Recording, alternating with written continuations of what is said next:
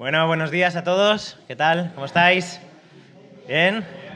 Bon día, vos días. Ahora ya... A empezar con el gallego también.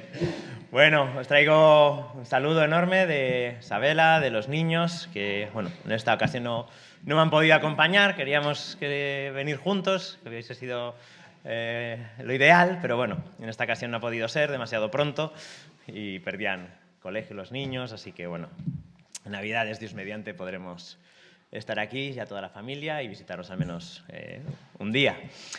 Saludos también de la iglesia allí en La Coruña. Les mando un cariñoso saludo para toda la iglesia aquí.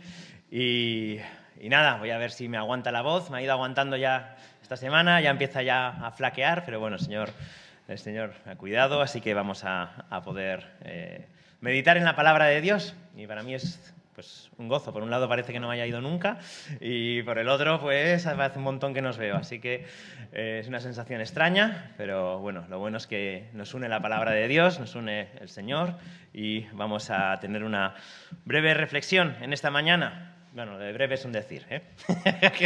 Ya me conocéis. Muy bien.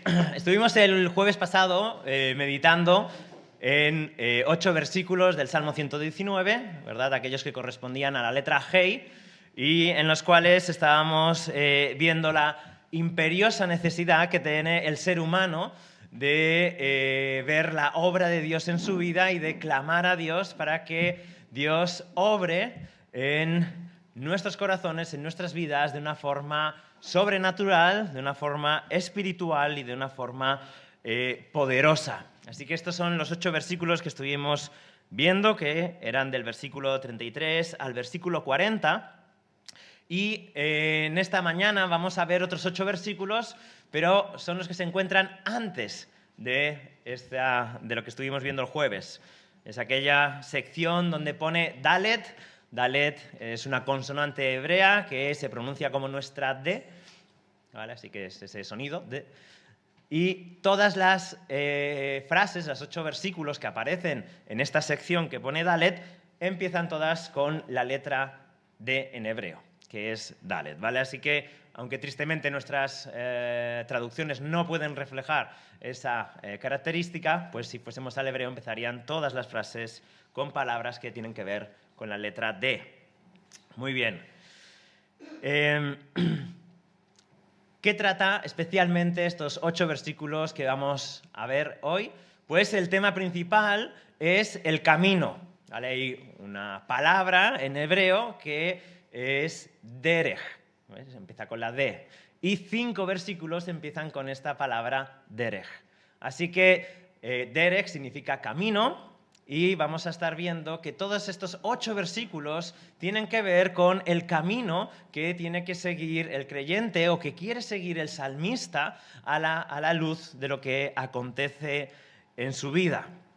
Así que en la Biblia vemos que para Dios solo hay 2 caminos, solo hay 2 opciones, que es el camino en el cual el ser humano vive de cara a Dios, vive buscándole, vive deseando conocerle, o el camino que vive de espaldas a Dios y en el que desea hacer su voluntad, vive como un desagradecido y no quiere conocer nada del Señor.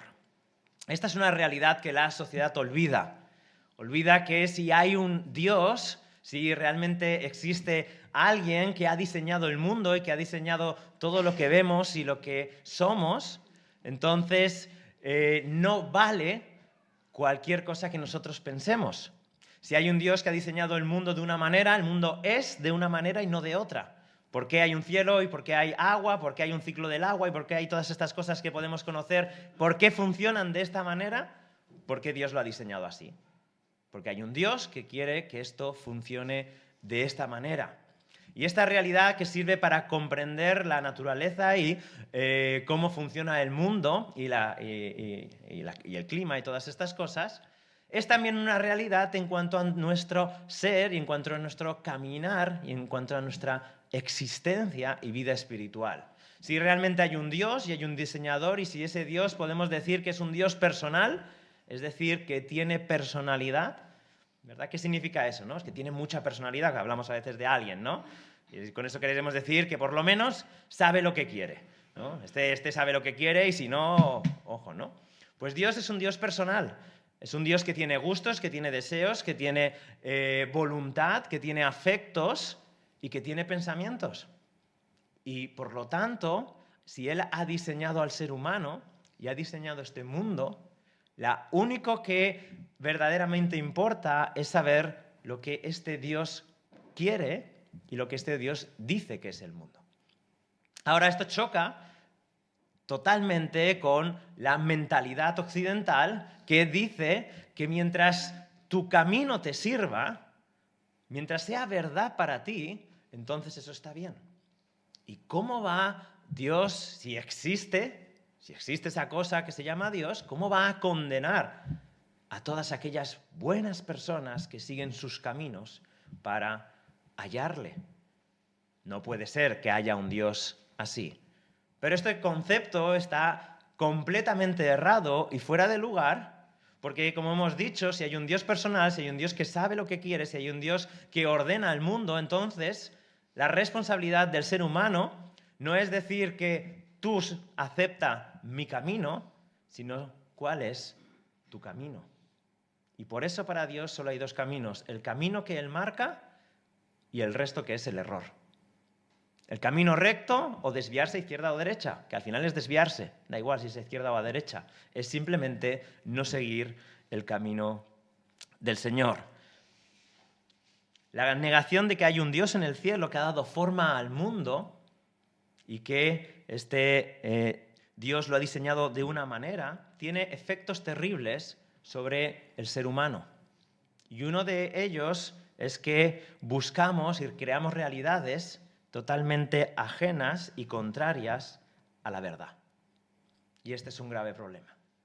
Creemos que lo que hacemos, lo que caminamos, lo que pensamos es totalmente acertado, es maravilloso, es fantástico, pero es un gran error porque al final es un camino que lleva a la ruina.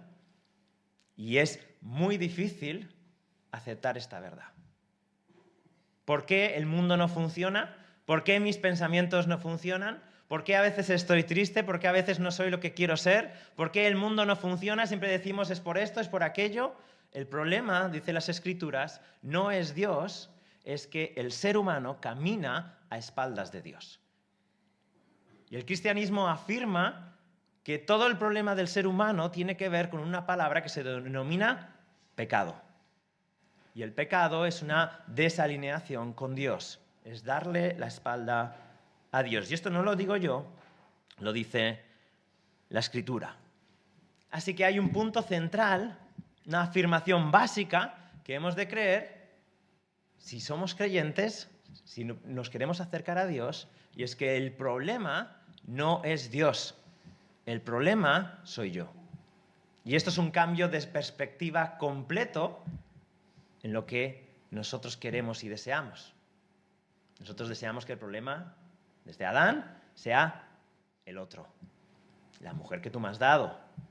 Por lo tanto, en última instancia, yo soy inocente, una víctima de las circunstancias, y todos mis problemas tienen que ver con lo que está a mi alrededor, y si Dios existe, el que ha puesto lo que está a mi alrededor es Dios. Por lo tanto, en última instancia, el culpable de mis problemas es Dios. Ahora, volvernos, cuando la Biblia habla de arrepentimiento, de acercarse a Dios, lo que está diciendo es que esa visión deformada de la realidad, esa visión tergiversada de Dios, cuando te arrepientes, lo que haces es cambiar tu visión por una visión correcta y adecuada de la persona de Dios. ¿Y esto cómo lo podemos hacer? Bueno, pues la Biblia dice que la única manera de hacerlo es a través de la palabra de Dios. Y además de la predicación como forma principal o medio principal de conocer la palabra, no único. Podemos leer la palabra nosotros mismos, podemos escuchar, pero el medio principal es la palabra de Dios. Y el Dios que ha diseñado el mundo, que es de una manera por el poder de su palabra, ahora ha traído salvación a todos los hombres por el poder de su palabra, encarnando esa palabra en una persona que es Jesús de Nazaret, el Hijo de Dios. Y Jesús de Nazaret es el único camino al cielo porque Dios dice que es el único camino al cielo, no es porque lo digan los cristianos. Es porque Dios dice que su palabra es esa. Y si creemos que Dios ha creado el mundo con el poder de su palabra y ha dado forma a todo lo que conocemos, debemos entonces también creer y comprender que Dios puede traer salvación y vida eterna a través de su palabra en la persona de Jesucristo. Y este principio elemental y básico en la fe es lo que el salmista expresa en su experiencia diaria. Al final, como creyentes, tenemos básicamente un problema principal, que es creer a Dios y su palabra. Y todo lo que ocurre, o muchas de las cosas que ocurren en nuestra vida, tienen como problema principal si realmente creemos en la palabra de Dios. Creemos que el Dios de la palabra que ha creado el mundo con su poder tiene la capacidad de sanarnos, de salvarnos, de restaurarnos con el poder de su palabra, ¿o no? O simplemente creemos que podemos ser salvos, pero el resto de nuestra vida no opera en la esfera de la palabra de Dios. ¿Por qué? El mundo opera así. El mundo no cree en Dios, no confía en Dios, no tiene en cuenta a Dios.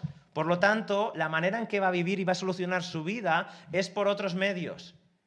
A veces, de acuerdo a la palabra de Dios, porque Dios tiene gracia y revela cosas, otras veces contrario a la palabra de Dios.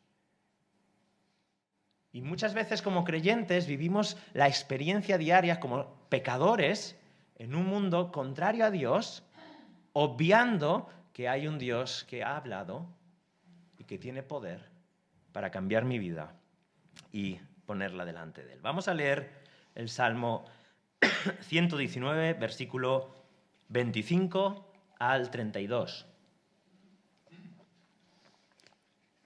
Salmo 119, versículo 25 al 32, dice: Postrada está mi alma en el polvo, vivifícame conforme a tu palabra. De mis caminos te conté, y tú me has respondido. Enséñame tus estatutos. Hazme entender el camino de tus preceptos y meditaré en tus maravillas. De tristeza llora mi alma, fortaléceme conforme a tu palabra. Quita de mí el camino de la mentira y en tu bondad concédeme tu ley. He escogido el camino de la verdad. He puesto tus ordenanzas delante de mí. Me apego a tus testimonios, Señor, no me avergüences. Por el camino de tus mandamientos correré, porque tú ensancharás mi corazón. Muy bien, hasta aquí la palabra del Señor. Vamos a pedir su bendición en esta mañana. Señor y Padre, nos acercamos, Señor, a tu palabra y queremos pedirte que renueves, Señor, en cada uno de nosotros nuestra expectativa de que eres un Dios vivo, que habla y que respalda su palabra cuando nos acercamos a ella con temor y temblor. Queremos pedirte que en esta mañana nos des corazones humildes para recibir tu palabra y que ésta crezca y produzca vida y vida eterna. Señor, te lo pedimos en el nombre de Jesucristo, Señor nuestro. Amén.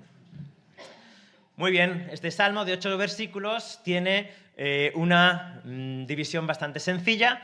Hay un paralelismo de 3 versículos y 3 versículos. Los 3 primeros versículos se corresponden a los 3 siguientes versículos. ¿Vale? Primero empieza el versículo 25, igual que el 28, con una declaración de cómo está el estado de su alma, cómo está su corazón, cuál es la experiencia del momento. Habla de que está postrada mi alma, versículo 25, y el 28 habla de la tristeza de mi alma. Así que el salmista está expresando una situación dolorosa, una situación conflictiva, una situación de angustia, de desánimo. Ahora veremos un poquito más de ello. El siguiente versículo, en este paralelismo, en el versículo 26 y el versículo 29, nos habla del camino que él ha andado, que es un camino que expresa a Dios, el camino que te conté, es, en el versículo 29, un camino de mentira. El salmista se da cuenta que su aflicción, su dolor y su llanto es porque está luchando con la mentira de su camino y le va a pedir a Dios que le ayude a cambiar esa mentira por la verdad. versículo 27 y versículo 30, la tercera proposición es: hazme entender el camino de tus preceptos y he escogido el camino de la verdad. Así que hay en la primera sección, en los primeros 3 versículos, una manifestación de la realidad de su corazón y una petición a Dios de sanidad y de salvación. Y en los siguientes 3 versículos está la misma idea, pero profundiza un poquito más en cada una de las expresiones. Ya no solo está angustiada, apegada, dice su alma al polvo, sino que es una alma que llora. Ya no solo le pide que le haga entender las Escrituras para deleitarse en sus maravillas, en los siguientes 3 versículos le dice que ahora ha escogido, ha determinado poner la verdad delante de sí. Y los 2 últimos versículos cierran el Salmo, cierran esta sección del Salmo. El primero, versículo 31, dice: me apego. Ahora, esto hace un bocadillo, un inclusio se llama, entre el principio del Salmo, del versículo 25 de esta sección, y casi la última. ¿Por qué? Porque la palabra usada, versículo 25 traduce mi Biblia postrada, y el versículo 31 habla de apego, es el mismo verbo en hebreo. De nuevo, es un verbo que empieza por la D, davak. Y ese verbo es el verbo que se usa cuando en el matrimonio, ¿verdad? Génesis capítulo 2, dice: el hombre davak, se unirá a su mujer, se pegará. Así que este es el verbo que se usa aquí. Mi alma está apegada al suelo, está postrada a la tierra, está postrada al polvo. ¿Os acordáis del polvo? Génesis capítulo 3, cuando el hombre peca, está hablando de la muerte, está hablando de la ruina del pecado, de la miseria del hombre, de lo que es mortal. Y va a acabar tomando una decisión de apegarse, de unirse, ya no a la muerte, sino a lo que da vida, que es la palabra de Dios. Así que aparte de este paralelismo entre los 3 primeros versículos, está encerrado esta sección con un cambio en su apego. Se apegaba a lo triste, ahora acaba el Salmo apegándose a la palabra de Dios y a la verdad de Dios. Y por último, el versículo 32 es un canto de promesa, de alegría, de esperanza, ¿no? Por el camino de tus mandamientos correré, porque tú ensancharás mi corazón. Acaba ya no apegado y triste en lo más hondo, inmovilizado en el suelo, sino que su visión y su experiencia con la palabra de Dios es que corre, ¿verdad? Con un corazón ensanchado, lleno por el gozo y el amor del Señor. Vamos a ver algunas cosas importantes de estos versículos en esta sección. Vale, empieza el salmista, como decíamos, diciendo: postrada está mi alma en el polvo, apegada, unida a el polvo. Nos habla de una aflicción, de una derrota, de una humillación. Cuando muerdes el polvo, y también en la antigüedad, morder el polvo era ser derrotado. Y la visión de poner el pie sobre la cabeza del rey al que derrotabas es la visión que se encuentra sobre la serpiente en Génesis capítulo 3. Morder el polvo, comer tierra, es ser humillado y ser derrotado. No sabemos, porque el salmista no lo dice, en qué sentido está experimentando él esta derrota. ¿Cuál es el motivo de su humillación? ¿Cuál es el motivo de estar por los suelos, literalmente? ¿Es porque hay un pecado en su vida? ¿Es porque está atado al pecado? Sí, es porque se ha dado cuenta de su miseria, del daño que él hace. Está frustrado porque no es lo que debiera ser y pensaba que él era otra cosa y sin embargo se da cuenta de que no. Y eso le lleva al más profundo desánimo. ¿O es porque hay algo externo a él?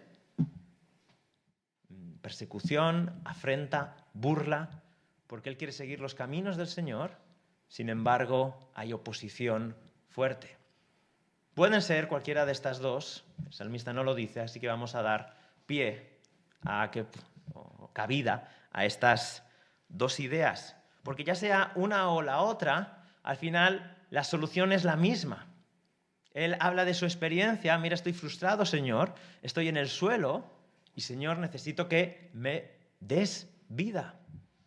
Su experiencia es que por sí mismo no puede salir de esa situación y por lo tanto clama al Señor diciéndole, vivifícame conforme a tu palabra. ¿Cuál es la esperanza y el motivo por el cual el salmista, a pesar de estar experimentando esta derrota y humillación en su vida, considera que hay una vía de escape? No piensa en que pueden ser sus amigos, no piensa en que puede aprovechar el tiempo porque es corto. ¿Cuál es la cosa a la que se aferra? Es la palabra de Dios. Y esto, al menos para mí, ya es muy aleccionador, ¿no? Es esa mi esperanza cada vez que me derrota mi propia realidad, mi propio pecado delante del Señor. O cada vez que me hundo, porque me cuesta ser creyente. Y hay burlas, hay desprecios, y hay una lucha por ser fiel al Señor en esta vida. ¿Cuál es mi esperanza cuando estoy humillado y postrado? Esta sociedad nos plantea muchas maneras de aliviarnos, pero ninguna de ellas agrada a Dios. Ninguna de ellas manifiesta el poder de un Dios vivo y real, la gloria de un Dios que es capaz de levantar al ser humano que ha creado porque ese ser humano es suyo, porque Él lo ha diseñado, porque Él conoce cada uno de sus pensamientos y porque Él desea manifestarse y darse a conocer al ser humano. Vivifícame por tu palabra, dame vida por tus palabras. ¿Y qué dijo el Señor Jesucristo en Juan 6:33? Pensemos si esto es una realidad que puede valer para este momento, para nuestras vidas. Juan 6:63. Dice lo siguiente el Señor Jesús. El Espíritu es el que da vida, la carne para nada aprovecha. Las palabras que yo os he hablado son espíritu y son vida. Así que la palabra a la cual el salmista está reclamando es, al final, la misma persona del Señor Jesucristo. Y la pregunta que nos hemos de hacer cada vez que vamos a morder el polvo, porque lo vamos a morder, es, ¿Jesús puede darme vida? ¿Puedo confiar en el Hijo de Dios para que solucione esta situación en la que estoy, derrotado? ¿O solo tengo en cuenta a Jesús cuando necesito salvación, pero el resto de mi vida busco otras cosas? Esto, a fin de cuentas, es idolatría, es paganismo, no es cristianismo. Dice el versículo 26 algo que es absolutamente necesario para que Dios obre en nuestras vidas. De mis caminos te conté. Fíjate bien, mis caminos. ¿Cómo he llegado yo hasta el polvo? ¿Cuál es la situación? ¿Por qué he perdido mi fe, mi esperanza, mi confianza en ti? ¿Por qué? Ando en mis caminos, no en tus caminos. ¿Cuáles son mis caminos? Bueno, pues puede ser amargura, puede ser enojo, puede ser temor al rechazo, puede ser temor a quedarme solo, puede ser temor a muchas cosas. ¿Cuál es mi camino? Pues dice el salmista que halló sanidad cuando te conté, cuando expuse mi corazón delante de ti y te dije, mira, Señor, estoy así por esto, por esto, por esto y por esto. Mis caminos. Ese es el problema del ser humano. Y nos cuesta tanto ser sinceros con Dios y ser honestos. Esperamos que Dios solucione el resto de cosas, pero no queremos cederle lo que hay en nuestro corazón, lo que en verdad nos está haciendo sufrir. El salmista decide abrir su corazón a Dios y confiar en el Señor. ¿Y qué dice cuando hizo eso? Tú me has respondido. Maravilloso, ¿no? ¡Qué ánimo! Un Dios que responde cuando verdaderamente abro mi corazón y le cuento lo que me está pasando. A Dios no le asusta nada de lo que hay en nuestro corazón, de ninguno de nuestros deseos o motivaciones absolutamente errados, contrarios a su voluntad, a su deseo, porque Él ya lo conoce. De hecho, como Él lo conoce, ha enviado a su Hijo a morir en la cruz precisamente por esos deseos y esos pensamientos, esa amargura, esa ira, ese enojo, ese miedo, esa falta de confianza en Dios, todo eso ya lo ha pagado Jesús en la cruz, ya murió en la cruz del Calvario hace 2000 años porque sabía lo que hay en mi corazón. Ahora, la necesidad de sanidad del ser humano no es porque Dios no la conozca. Dios ya la conoce y ha previsto todo lo necesario para que seamos sanados y seamos restaurados. Ahora tenemos que humillarnos y confiar en aquel que es el Dios vivo, contándole todo lo que es mi camino. Mira, yo es que deseo esto por encima de todo. Yo es que si no tengo un trabajo adecuado, Señor, yo no voy a vivir, no voy a aceptar vivir de esta manera, con menos dinero. O no voy a aceptar de vivir en la soltería. O no voy a aceptar a vivir, Señor, yo te voy a seguir, pero me vas a dar un matrimonio sano y perfecto. Y si no me lo das, entonces vamos a tener un problema tú y yo. ¿Qué hay en nuestros corazones?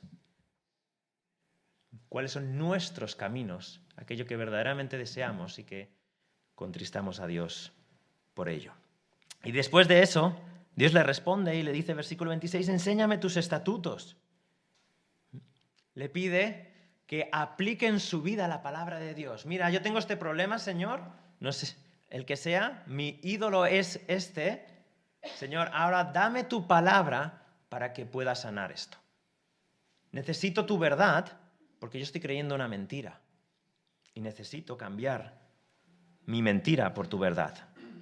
Versículo 27, no solo le pide que le enseñe, se lo veíamos también en el jueves, no solo es necesario conocer la verdad, es necesario entender la verdad. Y eso es lo que le pide en el siguiente paso, versículo 27, hazme entender el camino de tus preceptos. He hablado de mis caminos, ahora necesito contrastar mi vida con tu palabra, ¿vale? Tú dices que este es el camino, pero necesito entenderlo. ¿Por qué necesito entender el camino? No solo conocerlo. Porque para andar en ese camino necesito amar el camino. Y por lo tanto, le pide a Dios que le haga entender el camino y al final se va a regocijar meditando en las maravillas de Dios. ¿Cómo alguien puede disfrutar de las maravillas de Dios cuando está en el polvo? Necesita todo este proceso. Confesión de su pecado, comprensión de la verdad, para poder amar la verdad y deleitarse en las maravillas de Dios. Si no, no le llamas maravillas. Porque cuando estás en el polvo, cuando estás deprimido, cuando estás desanimado, las cosas de Dios te importan muy poco. Te importa tu problema. Pero las maravillas de Dios se pueden palpar, ver cuando meditas en ellas y Dios está contigo manifestándote sus maravillas. La meditación significa la comprensión de la verdad, la reflexión en la verdad y la aplicación de esa verdad, sus consecuencias a mi vida.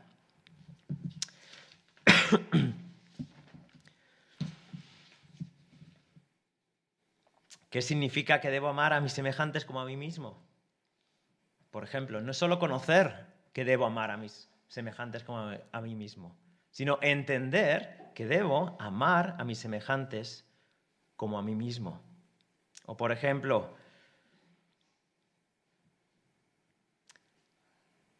no solo necesito saber que he de ser fiel en el matrimonio, necesito comprender por qué he de ser fiel en el matrimonio. Porque si no, no voy a amar ser fiel en el matrimonio. Todos conocemos, o la mayoría de nosotros conocen, que hemos de ser fieles en el matrimonio. Pero la pregunta, lo que está diciendo el salmista es ¿por qué? ¿Por qué es bueno ser fiel? Y entonces la meditación en la palabra de Dios debería llevarnos a abrir toda una serie de verdades consecuentes con esta verdad, con este principio. Bueno, ser fiel es bueno porque Dios es fiel conmigo. Y el matrimonio es un reflejo de Cristo y la Iglesia. Por lo tanto, cuando yo soy fiel en el matrimonio, estoy reflejando la gloria de Cristo en su amor y fidelidad a la Iglesia. Por ejemplo, para empezar, ser fiel significa cuidar los sentimientos, los deseos de la persona a la que amo o a la que he prometido amar. Ser infiel destruiría la relación y la vida de la persona que tengo a mi lado, que Dios me ha dado para cuidarla. Y podríamos seguir así. ¿Verdad que no es lo mismo? Saber que tienes que hacer algo a entender la grandeza y la gloria y la bondad de hacer algo que Dios te pide que hagas. Este es el proceso que necesita el salmista. Muy bien, continuamos. Versículo 28 de nuevo. Vuelve, como hemos dicho, con más intensidad a hablarnos de este mismo proceso que él ha experimentado. La situación personal del salmista, versículo 28, de tristeza llora mi alma. Es una situación que le provoca verdadera pena en el corazón. Su alma está de duelo, quizás por el pecado personal, quizás por situaciones externas difíciles, quizás por cosas injustas que provienen de fuera, que nosotros no tenemos ninguna culpa, pero vivimos en un mundo injusto y a veces nos tocan vivir cosas completamente injustas. Y nuestra alma puede llorar por el duelo de la pérdida de alguna de estas cosas. Ahora, vuelve a decir lo mismo, quita de mí, fortaléceme conforme a tu palabra, de nuevo la esperanza para las situaciones de pena. No es negarlo, no es decir que no existen, es ir a la palabra para que me fortalezca con la verdad de Dios en medio de esa situación. Dice, quita de mí el camino de la mentira y en tu bondad concédeme tu ley. Ahora, mis caminos, que hablaba, el salmista entiende que son caminos de mentira. Al final, el camino del ser humano es un camino de mentira cuando este camino está alejado de Dios. Y le pide que cambie esa mentira de su vida por la palabra de Dios. Y dice, y en tu bondad concédeme tu ley. Cuando vives una mentira y a ti mismo te engañas, que Dios te manifieste su palabra, su ley, es una bondad de Dios. Dios te manifiesta su bondad no dejándote en tu propio camino, en tu propia mentira. Y eso es, a fin de cuentas, el Evangelio. El anuncio del arrepentimiento y el perdón de los pecados, de la venida del reino de Dios, de la salvación y de la vida eterna única y exclusivamente en Cristo Jesús, no es una mala noticia, es una buena noticia proveniente de la bondad de Dios. Si Dios dejase al ser humano en su engaño y en su mentira, acabaría en la ruina. De la misma manera, cuando nosotros vivimos engañados por la mentira, que Dios nos manifieste su palabra es un acto de bondad generosa, aunque esa verdad a veces nos pueda doler. Es posible que por alguna situación creamos la mentira de que no podemos ser amados. Y una de las cosas que hacemos en base a esta mentira que creemos es que nuestros sentimientos se adecuan a esta mentira y por lo tanto producen en mí sentimientos de melancolía, de indignidad, de impotencia, y eso afecta a mi voluntad. Entonces yo busco ser amado, pero no lo busco en Dios. Y esa voluntad fuera de Dios, motivada por esa mentira, lo que hace es que cambie mi conducta. Y entonces mi conducta se basa en, a lo mejor, vender mi cuerpo para conseguir amor, vender mi tiempo, vender o dar mi dinero a otros, nunca enfrentar a nadie, vivir para agradar a los demás porque estoy desesperado, porque he creído una mentira en mi vida y vivo a raíz de ella. Ahora es necesario cambiar esa mentira por la verdad de Dios. Dios en Cristo Jesús nos ama y nos ama hasta el punto de dar la vida de su Hijo por nosotros. Y una vez esa verdad empieza a operar en nosotros, restituye nuestros sentimientos en sentimientos de aceptación y de dignidad en la persona de Jesús. Y eso cambia mi voluntad porque entonces ya no deseo buscar por mí mismo mi identidad, sino que la busco en Dios. Y eso cambia mi conducta porque ahora ya no vivo para agradar a los demás, sino que tengo la capacidad de cuidar mi viña que Dios me ha dado, porque todo lo que tengo, mi cuerpo, mi dinero y mis pensamientos son de Dios. Y entonces ya puedo poner límites a mi vida que son sanos. Estas son algunas de las maneras en que podemos aplicar estas palabras del salmista. Al final, después de todo este pensamiento, dice: he escogido el camino de la verdad, he puesto tu ordenanza delante de mí. El salmista toma una decisión. Estos son mis caminos, este es el camino de la mentira, pero lo que voy a hacer firmemente es tomar una decisión y poner la verdad delante de mí, y voy a tenerla de manera permanente, voy a luchar con ella, voy a tratar con ella hasta que esta sea la realidad de mi vida. Me apego a tus testimonios, Señor. Me apego a tus testimonios. No quiero otra cosa que tu palabra, no quiero otra cosa que tu verdad. Uno mi vida y pongo toda mi confianza en ti. Yo quiero vivir para mí, yo quiero solucionar mis problemas según mis pensamientos, pero lo que voy a hacer es ser totalmente vulnerable contigo y poner mi vida delante de ti, Señor. Y, Señor, como me abandono en ti, por favor, no me avergüences. Él no lo va a hacer, pero Él se lo pide. No me avergüences porque me entrego completamente a ti. Y tomando esta decisión y buscando la palabra del Señor, nace en el salmista una confianza renovada. Dice: por el camino de tus mandamientos correré, porque tú ensancharás mi corazón. Señor, en tu palabra y en tu verdad, me vas a hacer a amar la verdad de tal manera que voy a correr por ella. Y vemos como en el Señor, el salmista que estaba en el suelo, ahora está levantado y está corriendo. Corre por los caminos de Dios con profunda alegría porque ha encontrado la verdad en Dios para todas las áreas y todos los aspectos de su vida. ¿Qué hay de nosotros? ¿Cómo valoramos y vivimos la palabra de Dios? ¿Confiamos en ella para todos nuestros problemas? ¿Cuál es la situación que te preocupa en este momento? ¿Es tu situación personal? ¿Es tu salud? ¿Es tu economía? ¿Es tu relación con la familia? ¿Es la situación de la iglesia? ¿Qué es aquello que te angustia? ¿Confías en la palabra de Dios para sanar esta situación? ¿Le pides a Dios: vivifícame por tu palabra, vuelve a darme vida? ¿Son las palabras de Jesús verdadera vida para ti? ¿O solo son para los demás? En Ruanda cerraron 156 iglesias de las asambleas de hermanos allí, no sé si lo conocéis. Y 168 pastores han sido apartados del ministerio por no cumplir, según ellos, una serie de normativas burocráticas. Más de 20.000 miembros de las asambleas de hermanos están sin lugar de culto en estos momentos. 151 iglesias necesitan mejoras para que les permitan abrir, mejoras en el edificio para que les permitan abrir legalmente.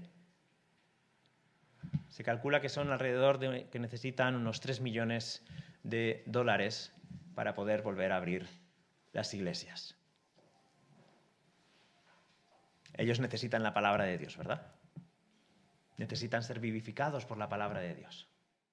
Y por supuesto necesitan el apoyo de la iglesia, sus oraciones. Pero quizás ahí vemos claro, ¿no? Están viviendo una situación difícil. Bueno, la palabra de Dios puede ayudarles, puede darles consuelo. Y la pregunta es: ¿y nosotros? ¿Podemos vivir nuestro día a día también con la confianza de que Dios en su palabra nos va a dar una vida abundante, sea como sean nuestras circunstancias, o solo vale para los hermanos en Ruanda?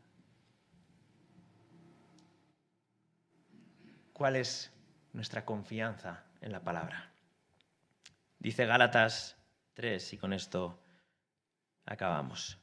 Gálatas 3, capítulo 3, versículos 3 al 5. Dice, tan insensatos sois, habiendo comenzado por el Espíritu, ¿vais a terminar ahora por la carne? ¿Habéis padecido tantas cosas en vano? Si es que en realidad fue en vano, aquel pues que os suministra el Espíritu y hace milagros entre vosotros, ¿lo hace por las obras de la ley o por el oír con fe? Oír su palabra con fe. ¿Crees que hay una suministración del Espíritu Santo, como dice el apóstol Pablo, cuando escuchas con fe por parte de Dios para las necesidades de tu vida, para las necesidades de mi vida, para las necesidades de la iglesia? ¿O crees que puedes solucionar tú tus problemas sin el poder y la suministración del Espíritu Santo y sin los milagros de Dios en tu vida o en la mía?